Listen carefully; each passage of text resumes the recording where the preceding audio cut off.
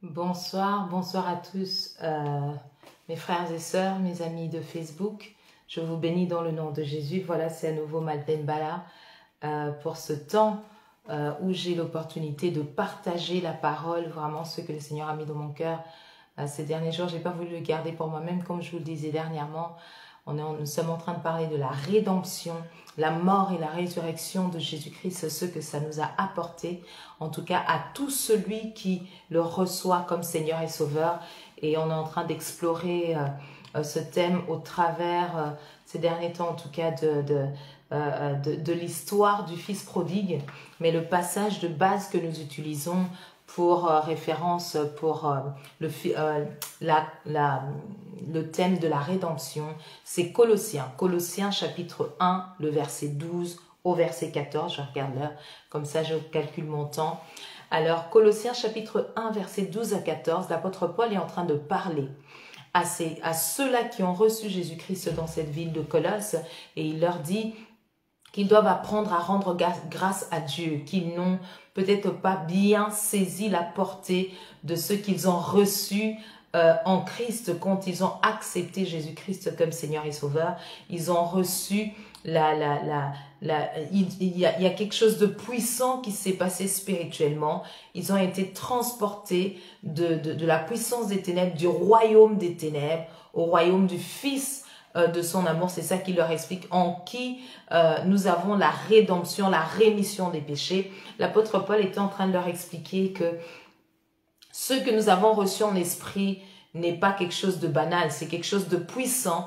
Et c'est nous, dans notre être, dans notre conscience, dans notre âme, dans nos pensées et dans notre intelligence, nous devons apprendre à le valoriser pour que ça ait de l'effet dans notre vie et que ça soit manifeste dans notre vie de tous les jours et que ça soit aussi une bénédiction pour ceux-là qui sont autour de nous. Et donc, on a parlé de la conscience de l'amour de Dieu, cet amour qui a été manifesté en Jésus-Christ. Dieu lui-même s'est fait chair, il est venu. Jean chapitre 1 nous apprend, nous explique ce qui s'est passé. Au commencement était la parole. Cette parole a créé toutes choses. Elle était au commencement avec Dieu. Et cette parole, toutes choses ont été faites par elle. Et rien de ce qui a été fait n'a été fait sans elle. En elle était la vie. Et la vie était la lumière des hommes. Donc Jean-Baptiste est en train d'expliquer... l'apôtre Jean, pardon, est en train d'expliquer que Jean-Baptiste était l'envoyé, il était témoin de la lumière. Donc Christ, il a mené la parole qui est venue transformer nos vies. Et il a dit à tous ceux qui l'ont reçu, à ceux qui croient en son nom, ça c'est le verset 12, elle leur a donné cette parole de vie qui porte la vie éternelle, il leur a donné le pouvoir de devenir des enfants de Dieu, lesquels sont nés ni de la chair, ni de la volonté de l'homme, mais de Dieu. Donc c'est ça le transfert dont parle l'apôtre Paul dans Colossiens chapitre 1, Versets 12 à 14, rendez grâce au Père qui vous a rendu capable d'avoir part à l'héritage des saints. Il vous a transporté du royaume des ténèbres au royaume du Fils de son amour. Apprenez à donner cette information-là à votre intelligence, à entretenir cette information-là dans votre intelligence pour qu'au quotidien, vous puissiez voir la différence. Sinon, ça restera spirituel et dans vos pensées, dans la dimension psychique, ce ne sera pas manifeste et encore moins au niveau physique. Et donc de là, nous sommes passés à la dimension de la rémission des péchés. Nous avons parlé du Fils prodigue. L'histoire du Fils prodigue, vous le trouverez dans Luc chapitre 15, dans les évangiles. Ça raconte l'histoire de deux frères qui... il y en a un, le cadet de son vivant, il a demandé l'héritage, sa part de l'héritage auprès de son père. Normalement, c'est quelque chose qu'on voit arriver quand celui qui lègue l'héritage n'est plus. Mais cette histoire nous montre que le cadet l'a fait du vivant de son père. Il dit, donne-moi ma part, la part de l'héritage qui me revient. Et donc, il lui a donné. Et il est parti avec, il a gaspillé, il a vécu une vie de débauche. Mais là où il était, il est revenu à lui-même. Il a dit non, je rentrerai vers mon père et même s'il ne me considère plus, c'est pas grave, mais je veux absolument rentrer vers mon Père. Et donc, lors de notre deuxième session, on a vu la dimension de la rémission des péchés. Comment son Père, et j'aime toujours à mettre ça en image, j'imagine ce Père qui, dans son amour paternel, c'est son sang, c'est son ADN, c'est son Fils qui était parti au loin, son Fils lui manquait. Et donc, chaque jour, moi, j'aime à l'imaginer qu'il attendait son Fils à la porte. Chaque jour, il espérait, il priait pour que son Fils revienne. Et voici qu'il voit son Fils de loin. Il court vers lui, il fait tuer le veau gras. Et il y a la fête et tout ce que vous connaissez de cette parabole. Et on a vu donc la compassion de Dieu, l'amour inconditionnel de Dieu dans cette deuxième session, notre deuxième vidéo. Nous avons vu la rémission des péchés. Il ne s'agit pas de la quantité de choses mauvaises qu'on avait faites avant, ou bien la quantité des bonnes actions qu'on a pu produire en tant qu'être humain ici. Ça n'affecte pas ce que Dieu lui-même a fait pour nous. C'est ça qu'on a voulu voir, c'est sur ça qu'on a mis la lumière, que le salut, la rédemption, le fait qu'on a été racheté de la nature du péché, c'était l'œuvre de Dieu lui-même, pour nous, pour l'humanité. Adam nous a introduits dans la nature de la rébellion, de la désobéissance, du manque, de l'éloignement, et ça a mis l'homme dans un sens de mérite pour toute chose, tellement que c'est ça que nous vivons au quotidien. Ça l'a mis dans un sens de mérite qu'il devait aussi mériter la faveur de Dieu, mériter le pardon de Dieu. Et dans cette deuxième session, on a vu la rémission des péchés. On a vu qu'il s'agissait en fait de la souveraineté de Dieu, la miséricorde de Dieu lui-même dans sa souveraineté est venue, dans son amour, dans sa compassion.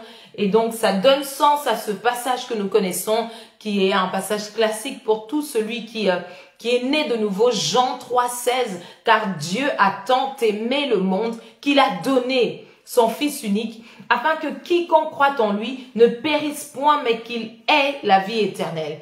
Et le verset 12 du chapitre 1 nous apprend que tout celui qui reçoit Dieu, qui reçoit cette parole de grâce, l'évangile du salut, qui reçoit Jésus-Christ en tant que celui qui vient expier ses péchés, Jésus-Christ en tant que celui qui a pris sa place, et nous le faisons dans notre foi. Nous mettons notre foi en ce que Christ a fait. Tout celui qui ne considère pas ses propres efforts, qui considère que pour être considéré, pour être vu dans un statut de juste devant Dieu, il vient au travers de Jésus-Christ, eh bien, tout celui qui réfléchit de la sorte, qui agit de la sorte et qui considère, qu'il met sa foi en ce que Christ a accompli, eh bien, cette personne-là reçoit la vie éternelle qui est la substance de ce que Christ a fait pour nous, ce qu'il a accompli pour nous, ce qu'il a réalisé pour nous. Car il ne s'agissait pas de notre propre justification par nos efforts, parce que rien de ce que nous avions pu faire, de ce que Adam avait pu faire pour retrouver un statut devant le Seigneur, qui avait pu changer quelque chose. Rien de bien ou de mal ne change ce que Dieu fait, parce que ce que Dieu fait, c'est spirituel, c'est divin, c'est au-delà de nos efforts physiques. Pourquoi? Parce que le péché est une nature. C'est un état d'être dans lequel l'homme avait été introduit au travers d'Adam et qu'il fallait Dieu lui-même pour venir nous en sortir. Ça a pris du temps, ça a pris des siècles, ça a pris beaucoup de temps pour que cette prophétie-là se réalise.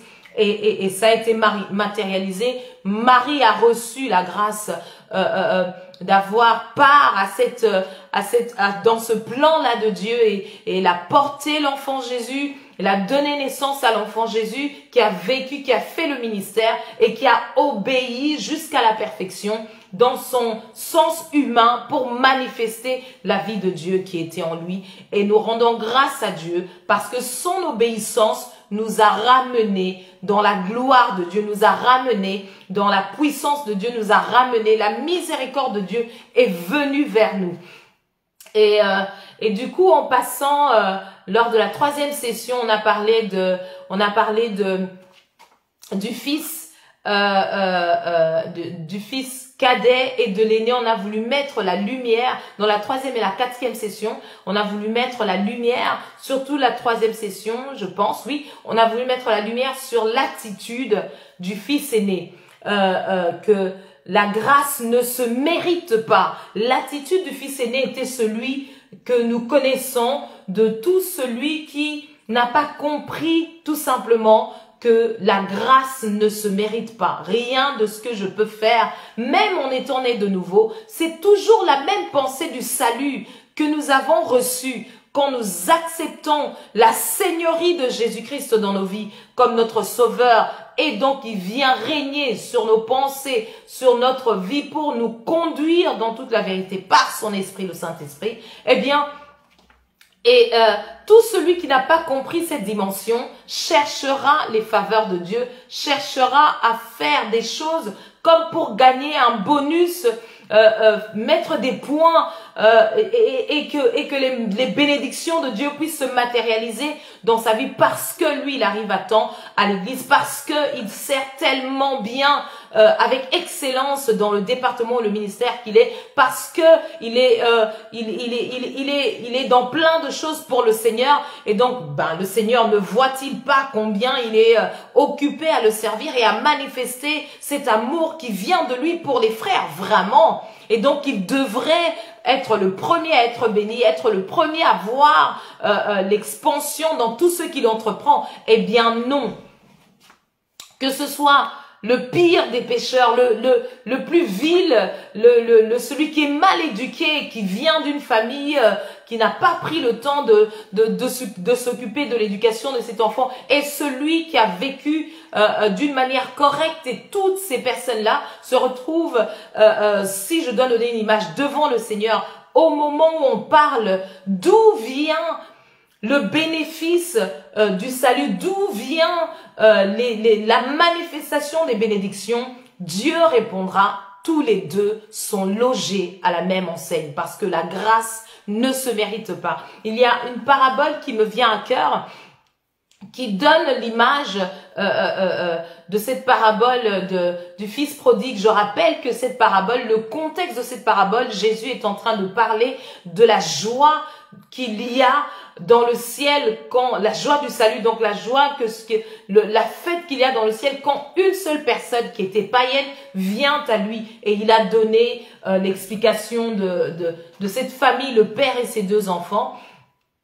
Et ça me rappelle une autre parabole, la parabole du maître et de ses serviteurs. Le maître avait un champ, il avait besoin que son champ, qu'on puisse récolter parce que c'était au temps de la moisson et que le travail devait se faire. Il a été chercher des travailleurs sur le marché. Il y en a qui ont commencé tôt le matin, et vers midi, il a constaté que son travail, tout ce qu'il voulait récupérer comme récolte, n'aurait pas été, ne serait pas terminé en fin de journée. Il a été prendre d'autres serviteurs à l'heure de midi, en après-midi et à 1 heure avant la fin de la journée. Donc, il y a eu 4 différentes catégories de travailleurs qui sont venus pour travailler dans son champ.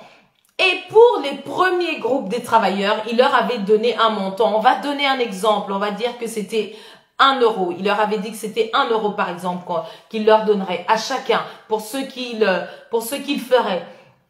Et donc, il a donné cette référence-là au premier groupe. Au deuxième groupe, il a dit la même chose. Au troisième groupe, il a dit la même chose. Au 4e groupe, il a dit la même chose. Et ce qui est arrivé depuis le matin, quand le moment de la paye est arrivé, ils n'étaient pas contents de voir qu'ils ont été payés au même taux que ceux-là qui sont arrivés, que ce soit à midi, à 15h, ou encore pire, ceux qui sont arrivés 1 heure avant la fin de la journée de travail. Comment se faisait-il qu'ils gagnent exactement comme eux qui étaient arrivés dès le matin? Ils ont quand même travaillé 8 heures, si on doit mettre un rapport par rapport en rapport aujourd'hui avec une journée de travail, ce serait plus ou moins 8 heures.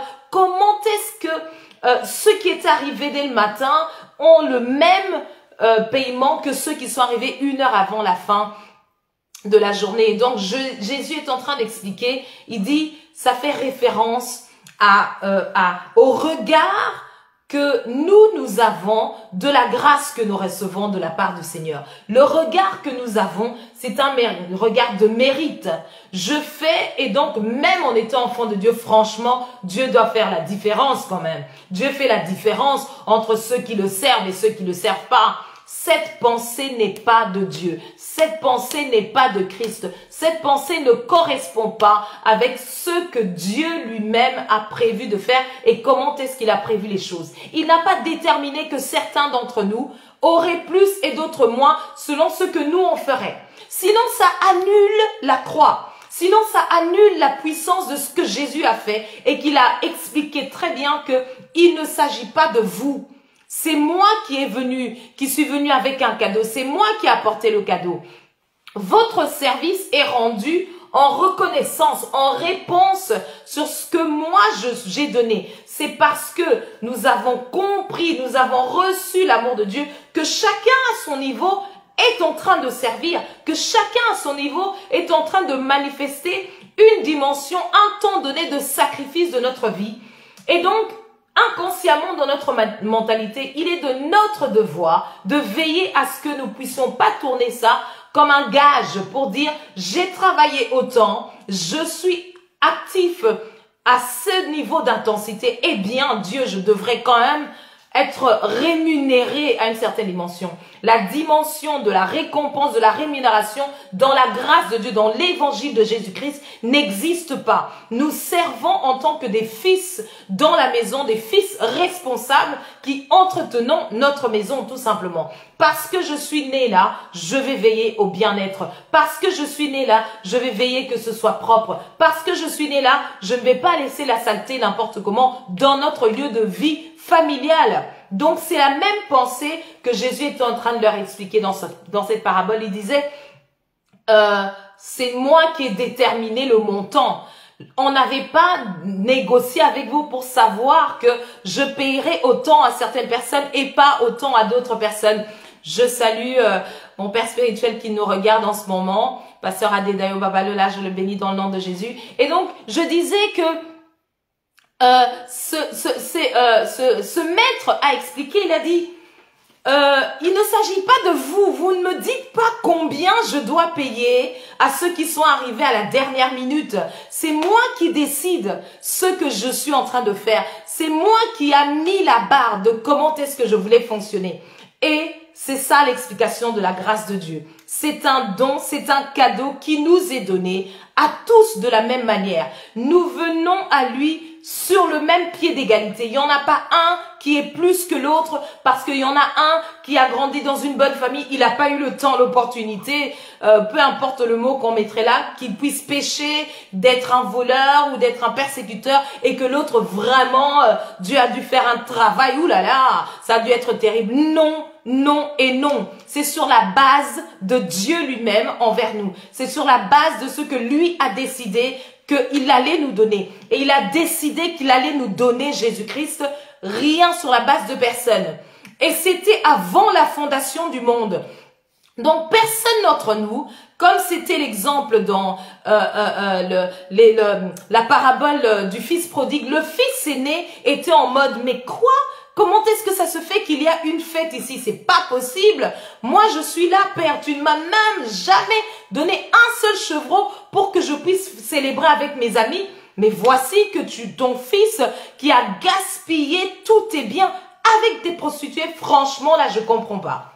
Mais c'est ça que le Père était en train de lui expliquer. Il disait, mon fils, tu es dans cette maison. Comment as-tu pensé, comment as-tu réfléchi que je vais travailler, je vais me donner dans les champs, je vais travailler matin jusqu'au soir, c'est vraiment notre bien familial, je dois en prendre soin. Comment as-tu pensé que tu allais faire autant pour gagner, pour que je puisse te rémunérer? Tout ce que j'ai dans cette maison est à toi.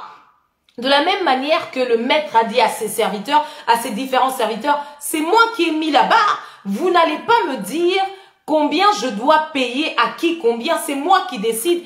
Et il n'y a pas d'injustice. C'était une parabole que Jésus était en train de montrer que la grâce de Dieu n'est pas différentielle. Elle n'est pas préférentiel. Dieu ne fait pas de favoritisme. Il ne fait pas de différence. Toi, tu es venu à tel moment. Toi, tu es venu à un autre moment. Ok, toi, je te paye autant. Toi, je te paierai autant. Non, ce n'est pas l'évangile de Jésus-Christ. En Christ Jésus, c'est Dieu qui a mis les standards et c'est lui qui est venu vers nous avec son amour. Et on a parlé donc pour atterrir à la cinquième session où nous avons parlé à la quatrième session, pardon, parce que celle-ci est notre cinquième, à la quatrième session, nous avons parlé de la crucifixion. Eh bien, nous avons dit, parce qu'il était venu vers son Père, on l'a vu dans le verset 18, on l'a lu la fois dernière, on est toujours dans Luc chapitre 15, et le verset, c'est de 11 à 32, mais particulièrement le verset 18, il dit, à partir du verset, étant rentré en lui-même, il se dit, combien de mercenaires chez mon père ont du pain en abondance, et moi ici je meurs de faim. Je me lèverai, j'irai vers mon père et je lui dirai, mon père, j'ai péché contre le ciel et contre toi. Je ne suis plus digne d'être appelé ton... Était entré dans une mentalité, dans une réflexion qui ne correspondait pas avec comment est-ce que Dieu nous voit quand nous revenons à lui. Il était parti avec une dimension de se dire, ok, bon, c'est pas grave, j'ai péché, je suis maintenant avec les pourceaux, je mange ce que les pourceaux sont en train de manger. Dans la maison de mon père, je réfléchis bien, même ceux-là qui ne sont pas de la famille, ils mangent, ils boivent et ils sont à l'aise et moi ici je souffre. Ok, c'est pas grave, je vais rentrer, il va pas me considérer, il va me mettre avec les serviteurs, les travailleurs, il va me mettre avec ceux-là qui font du travail vil et donc moi j'aurai rien, c'est pas grave, mais mon père. Il a bien fait de penser à revenir, mais il l'a pas bien fait dans le sens de voir les choses comme Dieu les voyait.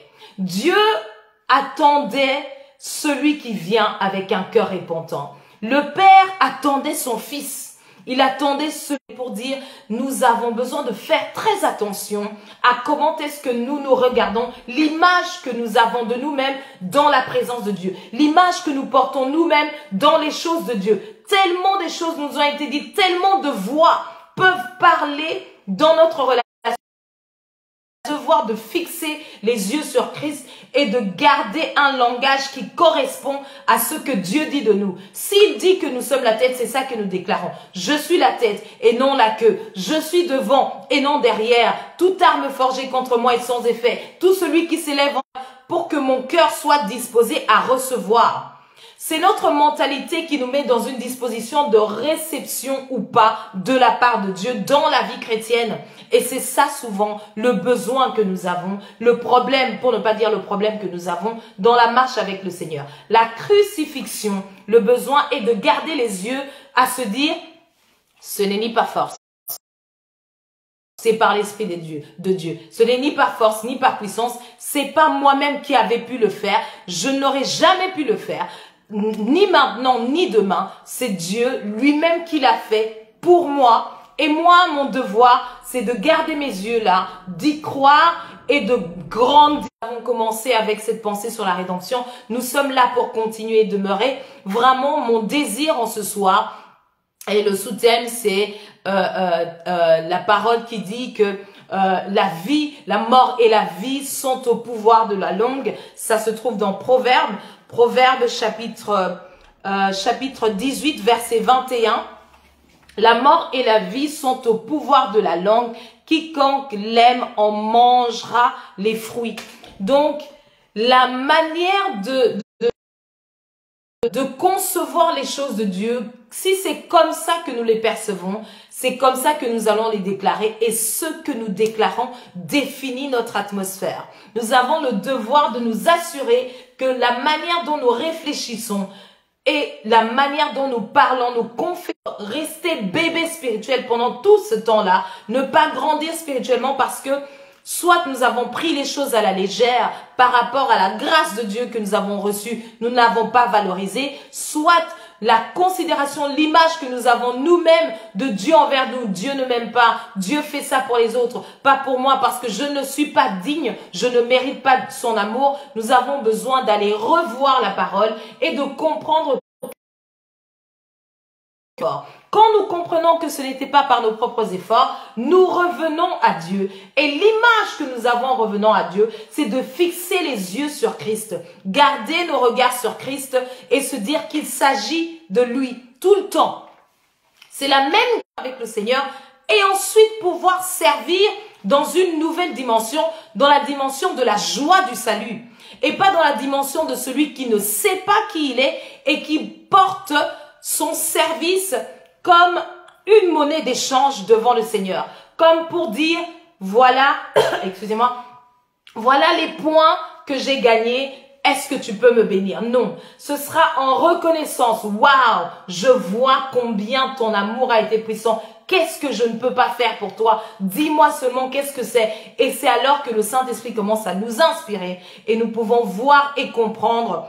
Je regarde le temps pour ne pas dépasser. Nous pouvons voir et comprendre comment est-ce que, dans quelle dimension le Seigneur peut nous utiliser. Et c'est à ce moment-là que nous ouvrons les vannes, que nous arrêtons de mettre des limites parce que nous comprenons que waouh, je suis un vase dans lequel Dieu a déposé sa grâce, la grâce de son salut, agréable à Dieu pour que ce soit un culte raisonnable de ma part afin que je sois transformé, que je puisse travailler à ne pas me conformer au siècle présent, mais à être renouvelé par le fait de transformer mon intelligence, que je sois transformé afin de discerner ce qui est bon, agréable et parfait, ce qui correspond à la vérité de sa parole. C'est ça que j'avais à cœur vraiment de nous dire ce soir, nous rappeler tout ce qu'on a vu depuis dimanche. Je rends grâce à Dieu pour quelqu'un qui ne s'agit pas de toi, il s'agit de la puissance, de l'amour de Dieu pour nous. Et elle a des facettes, des dimensions que nous avons le devoir, la responsabilité de comprendre. Personne n'a la position juridique valable pour nous juger et dire non, toi tu n'as pas assez d'entrée vers Dieu. C'est ça que le grand frère est en train de passer comme message subliminal chez le fils cadet disant bah toi avec quoi tu viens, tu n'es pas assez digne pour te tenir devant le Père. Personne n'a le droit de nous dire ça. Personne n'a le droit de définir ta relation avec Dieu. Personne n'a le droit de te mettre des limitations parce que rien de ce que nous pouvons faire, nos actions ne comptent pas pour la grâce, la manifestation de la grâce de Dieu dans notre vie. Nos actions donnent un chemin d'entrée vers l'ennemi si ce sont des actes qui ne correspondent pas à la volonté de Dieu. Nos actions, des actes les œuvres de la foi nous fortifient et nous donnent un sentiment d'accomplissement. Rien que autant, je suis bien aimé de l'Éternel, je suis tellement aimé, il a tellement fait ça pour moi, waouh, qu'est-ce que je peux faire? Et dans ce que je fais, ma joie est simplement de savoir que je suis en train de faire ce que Dieu veut que je fasse. Ça, c'est la récompense. La récompense que je reçois de la part de Dieu. Les bénédictions sont normales, font partie du salut que j'ai reçu en Jésus-Christ. Ça, c'est la place des bénédictions. Les récompenses, c'est là quand moi je fais mon service dans une attitude de reconnaître ce que lui a prévu pour moi dans ma vie. Vraiment, c'est ça que je tenais à nous dire. Je ne veux pas dépasser mon temps. Je vous bénis dans le nom de Jésus et je déclare que cette parole portera du fruit de la repentance et est une parole qui est une semence qui nos cœurs à manifester le fruit de la justice et à nettoyer nos pensées de tout ce qui ne correspond pas au standard de Dieu en Christ Jésus pour nous. Parce que c'est là cette porte ouverte que l'ennemi utilise, la confusion de tout ce qu'on peut entendre qui correspond pas avec la volonté de Dieu et dans nos pensées. Vraiment demeurer bénis dans le nom de Jésus.